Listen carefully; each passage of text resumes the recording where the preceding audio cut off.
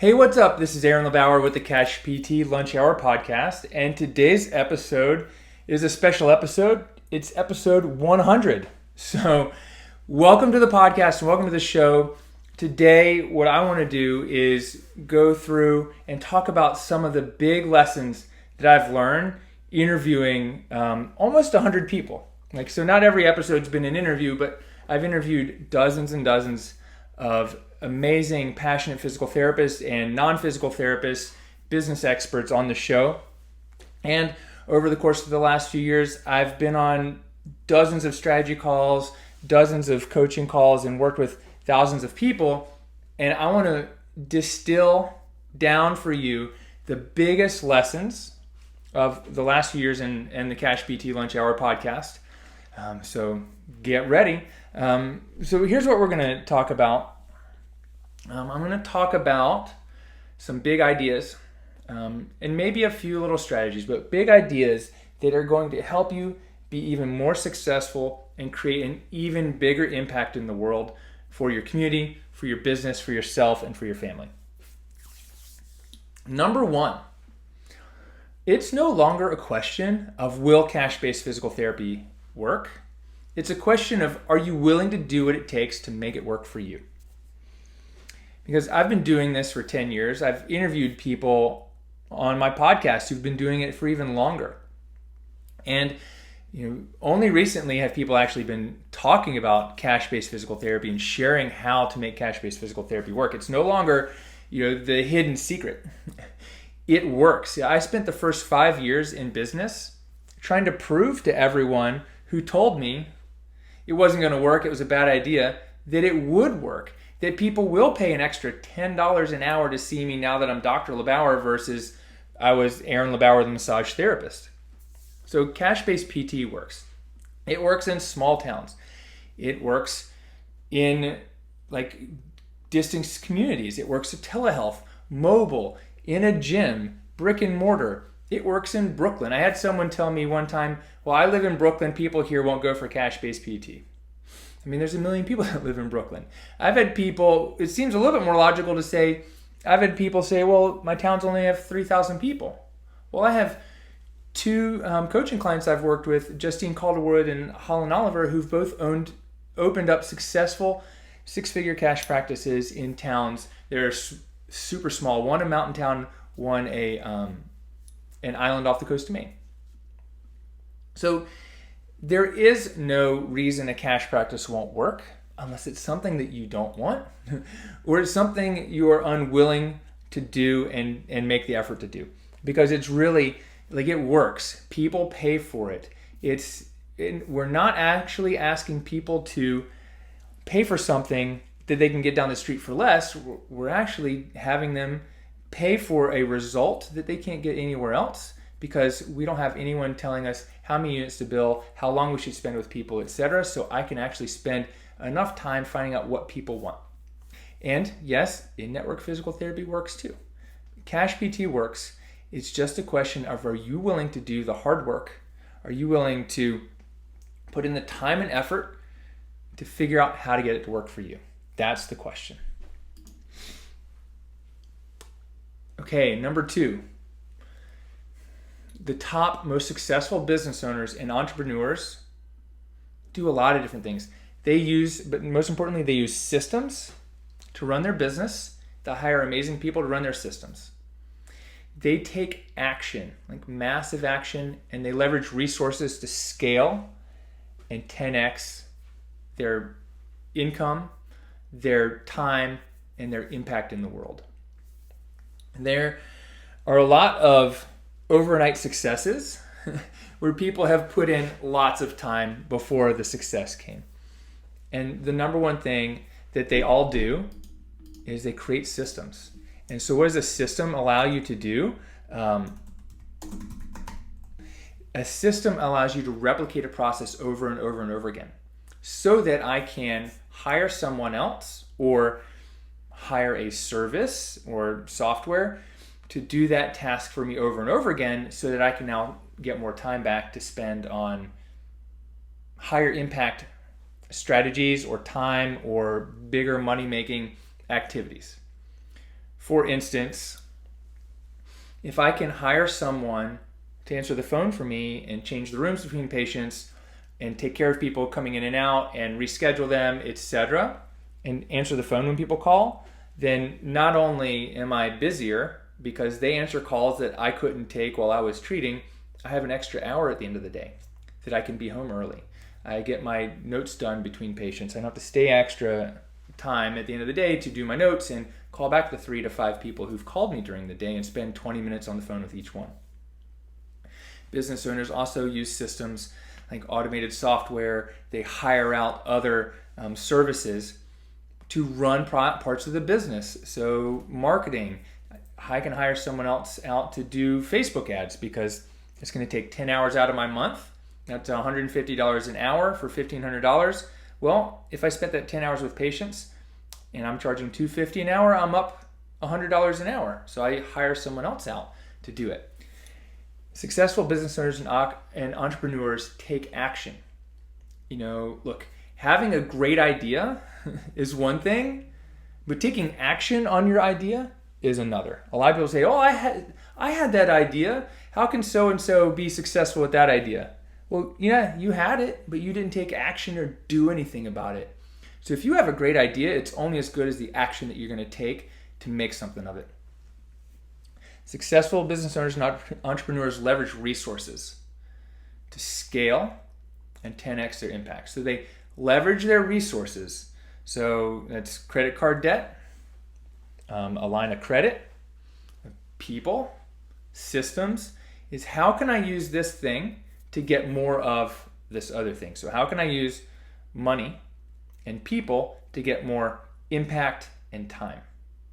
Okay, we work smarter, not harder. So it's a myth that the harder I work, the longer the day I work, the more money I make. Well, yeah, up until a certain point. But if you really want to 10x, you have to learn how to work smarter. How do I get other people to do the work that I'm not good at or that I don't want to do? And here's a couple of things that successful business owners and entrepreneurs do that I didn't even mention. I was just writing this down, but they put themselves in proximity to success. So proximity to success is something that we all do because I put myself in a room with people that are more successful than me, that are where I want to be.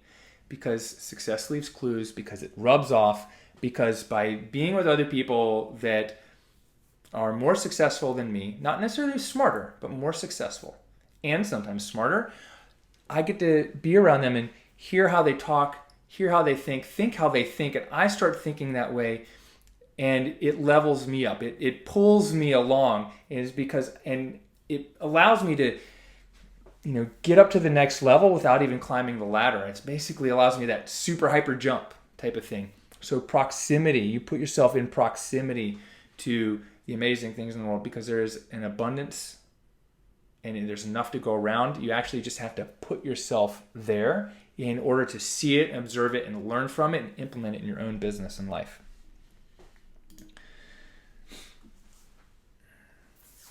Marketing. So number 4, marketing. Okay, you can't out-strategize, out-tactic, out-idea me because marketing is not about the strategies. Marketing is not about Facebook ads or Google ads or the free ebook or the free thing. It's about the connection. Marketing is all about the connection you make with the people that need your service.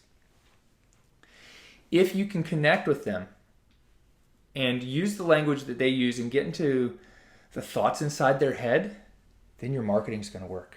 Then any strategy is going to work.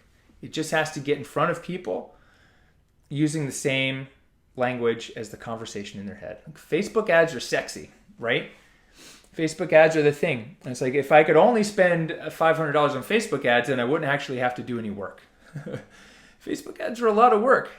And in order to figure out if they're working for you, you're going to have to spend a lot of money to do that if you want to start with Facebook ads. You need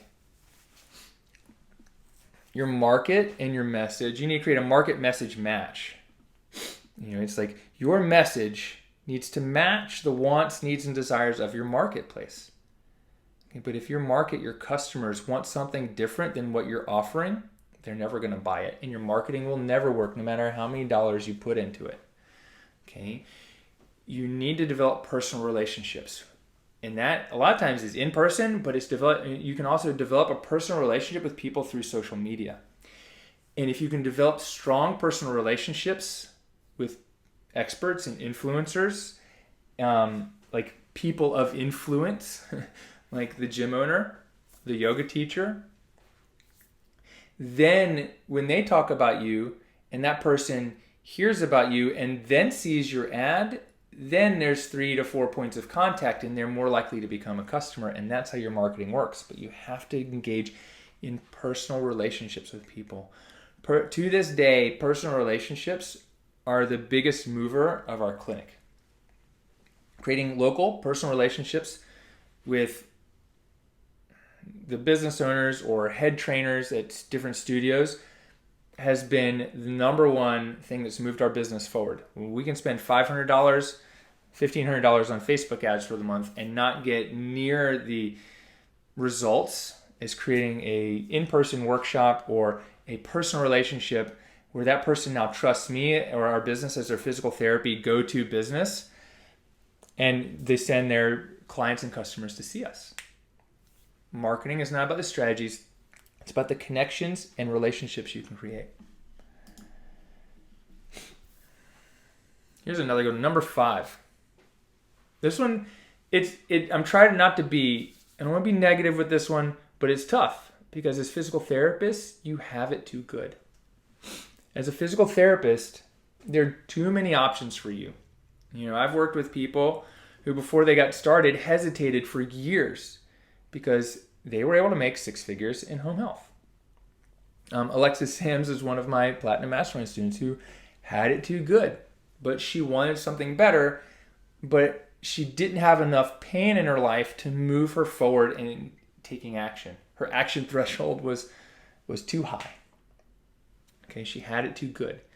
But what eventually moved her forward was meeting with me and talking with me and seeing how, getting clarity on what steps to take to transition out of her job.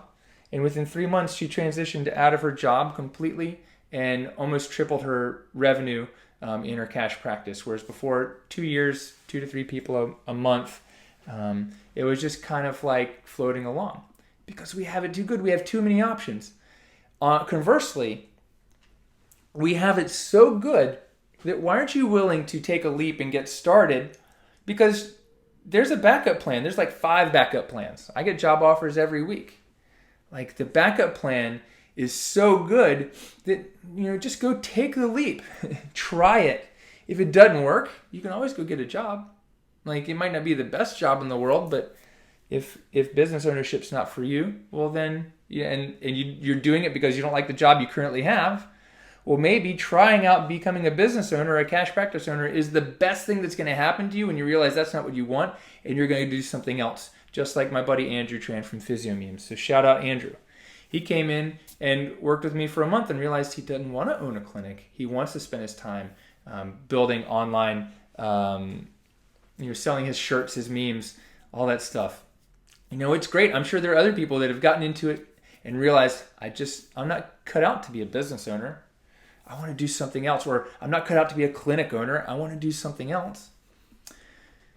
We don't, as physical therapists, we don't expect enough or aim high enough. So chronically, there's a chronic problem is we're like, why aren't we getting paid enough? Well, we're relying on reimbursements, but we're not expecting enough and doing anything about it when it comes to our own business or our own relationships. Too many times I've asked people, well, what's your goal? Well, I just want to make $4,000 a month so I can quit my job. Well, quitting your job, like you're moving away from pain, but quitting your job isn't enough. Like aim higher. What do you really want? And we're afraid to aim higher because we have a negative association with money and a negative association with getting paid for healing someone. But I don't see Dr. Orthopedic Surgeon guy over here giving out steroid injections like they're candy and surgeries like they're like bicycles, not aiming high enough. So why can't we aim higher? and expect something more to help more people. Because certainly you help more people avoid pain meds, injections, and surgery. You should be compensated for it and shouldn't have to struggle paying your student loans. Aim higher. Go big or go home. Because the information's out there on how to do it. It's out there. It's on YouTube. It's on my podcast, on the blog, Facebook, etc. The information's out there. What are you going to do with it now?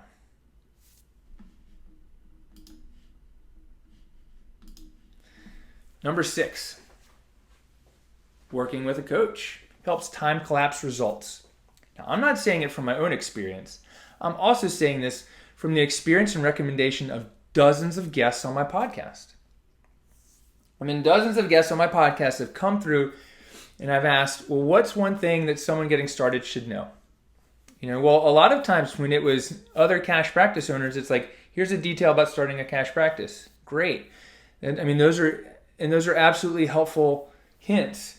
And when I've brought on guests who were industry experts outside of physical therapy, marketing experts, business experts, Instagram experts, Facebook ad strategies, they've owned 7-figure training studios, etc. What is the number one recommendation that they make? And it's work with a coach. Because working with a coach helps time collapse your results. Yes, you're smart. You got through PT school. You got an advanced degree. You can absolutely do it on your own. But do you want to continue and struggle and try to figure it out on your own, make the same mistakes dozens of other people have made? Or do you want to get faster results so that you can now go and have the energy to innovate? So working with a coach helps time collapse results so you can spend your time building your business and innovating rather than recreating the wheel. Number 7, sharing knowledge is what sets experts apart. So everyone out there who's an expert or a self-professed expert, what do they have in common? They share their knowledge. They are not hoarding their knowledge and holding it close to their chest. And you may know some of those people who are actually in the public eye and claim to be experts. But if they hoard their knowledge, they're probably not really fun people to be around. Or you've seen a lot of drama around them. And so, I wasn't the first person to create a cash practice. But I started sharing what I learned to help other people. And I quickly became known as the go-to person. Well, the same thing happens for the person in your street that's great at backyard gardening. When they share their knowledge, they become the go-to person. When you share your knowledge in your community, you're going to become the go-to expert. So experts also exist in basements and closets of research institutes and academic institutes. They're experts, but no one knows it unless they share their knowledge. And they may be struggling to publish a paper that I'm never going to read. So I'll never know about them unless their research is so amazing that it trickles down. But if you want to become an expert and go to authority on back pain, knee pain, business, performance, exercise, CrossFit, training, kettlebells, etc., share your knowledge. Give away your best information. Give it away. Okay? Because you put it out there, people see you as an expert, and they're going to come to you, and they're going to want to do business with you. Because they either know you have better stuff that you haven't shared, or that you're going to help them and be the person that curates the information to give them what they need when they need it, because the shotgun approach doesn't always hit the target. All right, number 8. I learned this recently. CashPT still rubs some people the wrong way, and that's totally okay. It is not for everyone. And it's not the only type of physical therapy business that's successful or that we need. But it's for me, and it's likely for you, and it still rubs some people the wrong way. Patients may not get it. We've had patients say they don't get it, or I've heard people in the community say, they just don't understand what PT is, because at that point, if it's a patient, what they're hearing is physical therapy, not how I can truly help them. Or same for you, like if you're getting pushback from patients, you're talking too much about the modalities and the techniques that you use to heal people, not the transformation that they want. And when it comes from other professionals, and so they may just not understand the message. They may have never been put in a situation where they were pressured to bill more units than it took to actually get their patient better. But I know thousands of those people. Tyler Shelton worked with me as a CashPT resident, and who's now in my Platinum Mastermind. And Tyler was pressured to bill more units and reprimanded for not treating patients beyond the 3 visits that he needed to get them better. He also got pushed back for disagreeing with the surgeons that own the practice. So, when people are put in that kind of situation and they're held there too long, it's like a pressure cooker, and they're either going to quit the profession or they're going to do something about it. And if you're the kind of person that's going to do something about it because you're passionate about this profession, a lot of times opening your own business is the right answer. And for many of you, it's going to be doing it cash or a hybrid cash and Medicare or cash and a few in-network contracts. But it's okay for it to rub people the wrong way because I work for patients, not insurance companies. I am CashPT. Number 9. It takes a certain personality to be a successful business owner. It really does. I mean, there can be multiple personalities, but you have to have, there's certain qualities in business that you need to have. You need to be, like Tony Robbins says, you need to be built for the winter. Like winter's coming. Like if you've listened to or read his books on finance, you say winter's coming. Like we're gonna have a downturn in the stock market.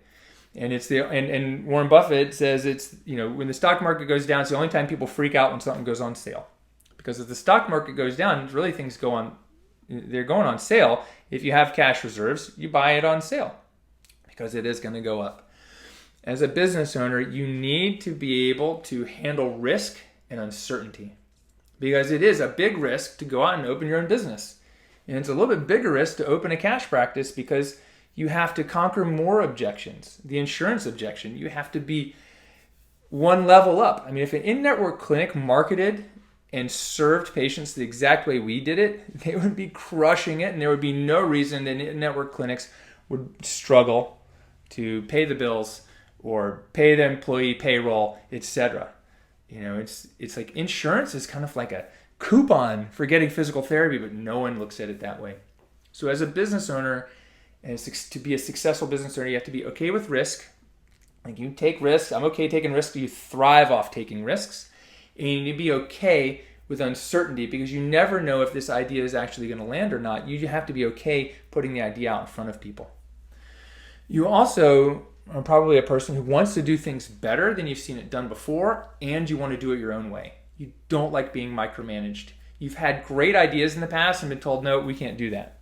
But you can do it better. You want to do it on your own terms because you can get people better without being constrained.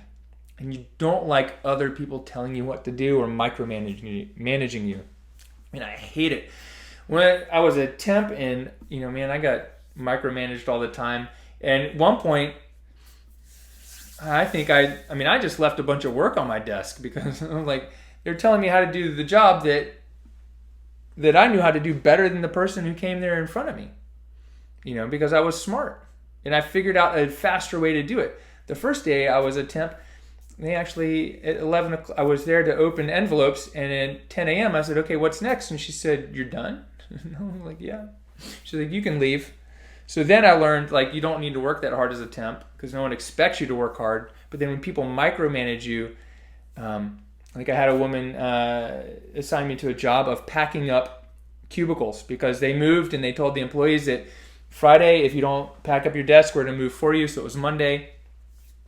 And it was my job to pack them up and put them in a box, label them, etc. I was walking around and she looks at me, she's like, what are you doing? I'm like, I'm looking for boxes. And she's like, what are you looking for boxes for? I'm like, to put things in like you asked me to. And she's like, come on, don't micromanage me. I'm going to thrive creating my own ideas and getting it done in my own time because I know what works. So that allows me to be a successful business owner and almost unemployable. Like, it'd be really hard for me to go and get a job somewhere unless I had a lot of time and leverage to create things and do it my own way.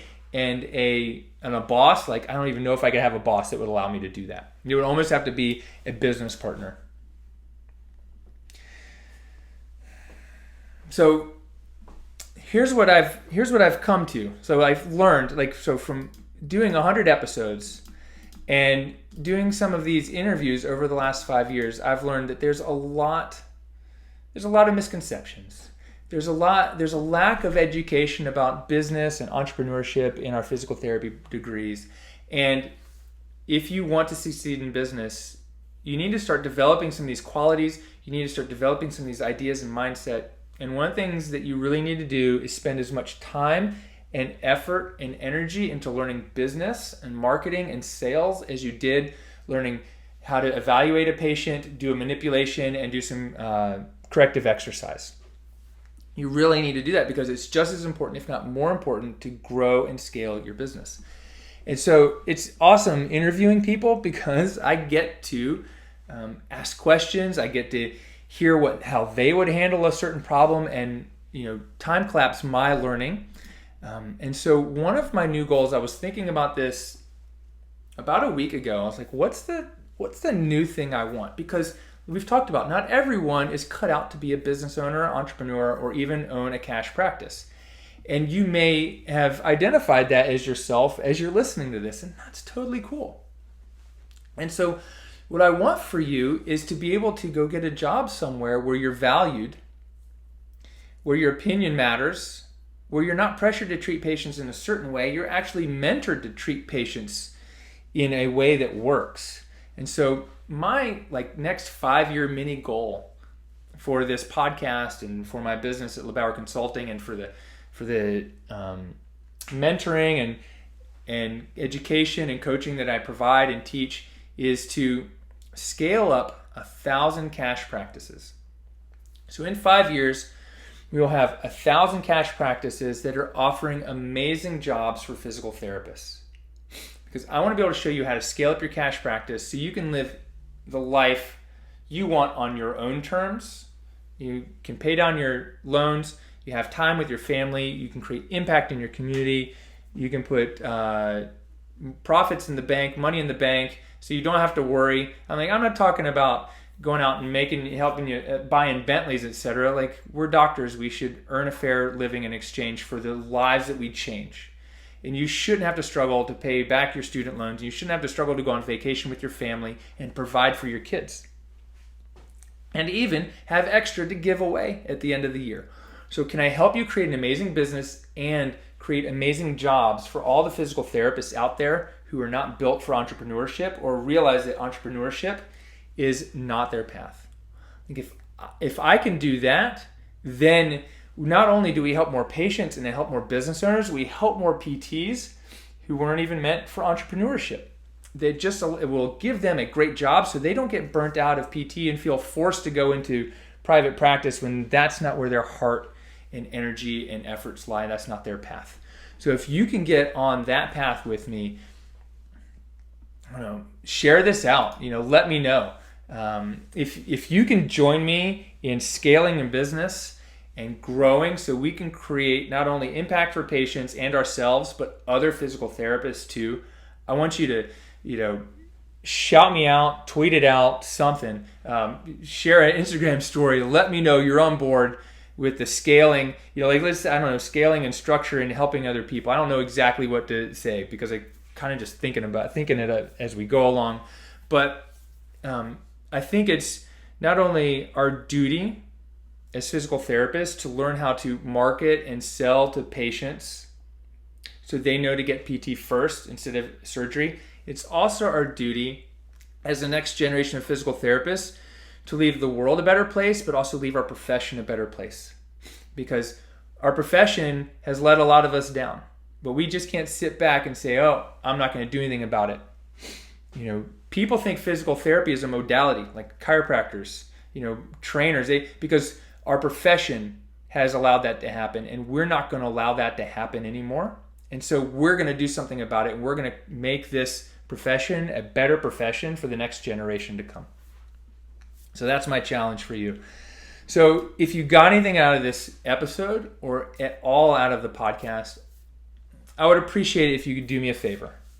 Because it's my mission to help 100 million people worldwide avoid unnecessary imaging and surgery. And now I'm going to add on to that. Let's scale up and create 1,000 cash practice so we can create 5,000 jobs for physical therapists who don't want to own a business. They just want to work as a physical therapist and treat patients. If you can get on board with that, I want you to let me know.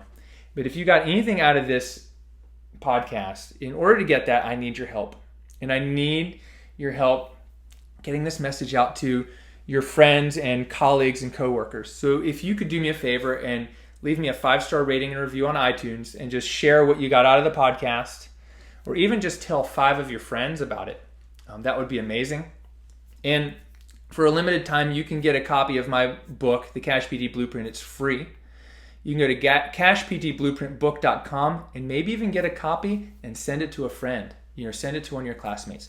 I would appreciate that because I can't do it alone. And together we have a lot of work to do to make our profession better, to make this world a better place, and to help people know that they need to see a PT first when they think they threw out their back or slipped a disc or have knee arthritis and can no longer run. So that's episode 100 of the CashPT Lunch Hour. I really appreciate you being here, your time spent with me, because I know you've got a lot of other podcasts you can choose. This is Aaron LeBauer, and I'll see you on episode 101. Thanks so much. Have a great day.